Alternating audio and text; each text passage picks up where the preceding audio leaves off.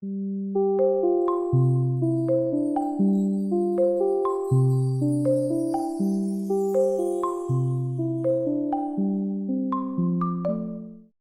a tutti, benvenuti a questo breve corso di formazione sulla didattica del contatto. Io sono Irina Cavaillon, sono un'insegnante di lingua straniera inglese. Ho imparato anche lo sloveno, quale lingua di confine, parleremo tra poco su che cosa siano queste lingue di confine, e sono anche ricercatrice nel campo della didattica delle lingue. Mi sono specializzata proprio sulla didattica dell'insegnamento delle lingue di confine. Allora, questa è solo la prima lezione, in qualche modo, che offriremo attraverso questo corso di formazione. Ne seguiranno altre 6. Ognuna è dedicata a una tematica specifica, a una problematica legata a questa didattica. La didattica del contatto che qui proponiamo è stata usata, applicata nell'ambito del progetto transfrontaliero Interreg Educa 2, e abbiamo avuto la possibilità di realizzare un'intera unità di apprendimento usando questa didattica del contatto. Ma quindi, che cos'è la didattica del contatto? La didattica del contatto si rivolge a scuole, classi che sono situate lungo un confine nazionale e dove viene impartita l'insegnamento della lingua cosiddetta di confine, ovvero la lingua del vicino. Si rivolge soprattutto a ragazzi degli ultimi anni delle scuole elementari in Italia, questo veramente vuol dire delle scuole medie inferiori, e in Slovenia per le scuole invece per gli ultimi anni della scuola elementare. Si parla di una fascia di età che va dagli 11 ai 16. Questa didattica si propone specificamente per queste lingue in questo caso, ma effettivamente è una didattica che vorrebbe potersi proporre per tutte quelle situazioni di confine, perché ha la grande potenzialità di poter far imparare la lingua ai ragazzi attraverso i contatti, come si vedrà, sia virtuali che dal vero, grazie alla vicinanza geografica delle scuole e dei ragazzi che frequentano le scuole. Ancora più ampliamente ci farebbe piacere pensare che questa didattica possa venire applicata anche per delle lingue che poi alla fine tanto vicine non sono geograficamente, ma attraverso la comunicazione virtuale sono sicuramente ravvicinate o ravvicinabili, e adesso con molta progettualità europea non è escluso che si possa comunque far incontrare delle classi anche se non vivono in una zona di vicinanza geografica. Ecco, questa didattica del contatto offre l'apprendimento della lingua attraverso dei moduli cosiddetti di didattica del contatto che durano tra le 6 e le 8 settimane. Questo, vedremo, dipende molto dall'organizzazione delle scuole, che chiaramente si differenzia tra un paese e l'altro. E durante queste 6-8 settimane i ragazzi hanno la possibilità e anche il dovere di contattarsi, di incontrarsi virtualmente e anche fisicamente. L'incontro virtuale consiste essenzialmente in videochiamate organizzate di gruppo inizialmente e una sessione chat che segue immediatamente l'incontro virtuale.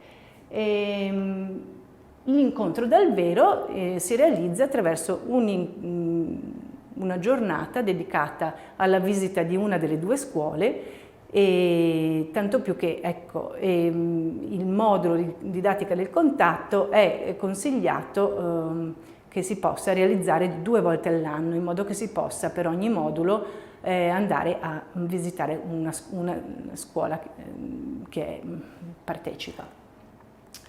Allora, nella didattica del contatto principalmente sono i contatti protagonisti, ovvero i ragazzi che si contattano, ma anche il territorio ha un valore, ha una funzione molto importante, perché l'apprendimento della lingua avviene contestualizzato molto nel suo territorio, vengono valorizzate le funzioni della lingua come strumento di conoscenza del territorio e territorio come strumento per poter potenziare l'apprendimento linguistico.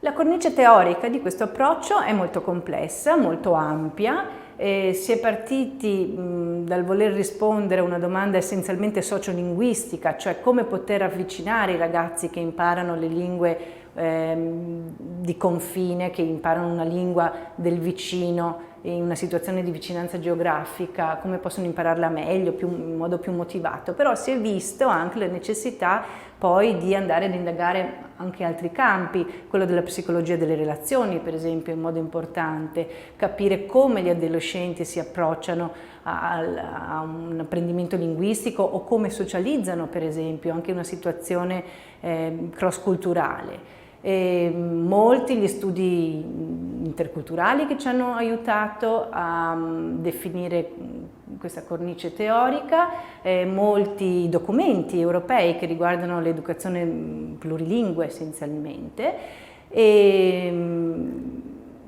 però diciamo così le teorie principali, quelle che più hanno ispirato, sono queste che potete vedere, sono teorie sociali molto famose. La prima è questa contact hypothesis di Alport e Pettigrew, che sostiene che il contatto tra gruppi etnici diversi non deve assolutamente essere lasciato al caso, ovvero ha necessità di essere introdotto con una metodologia particolare. Ecco.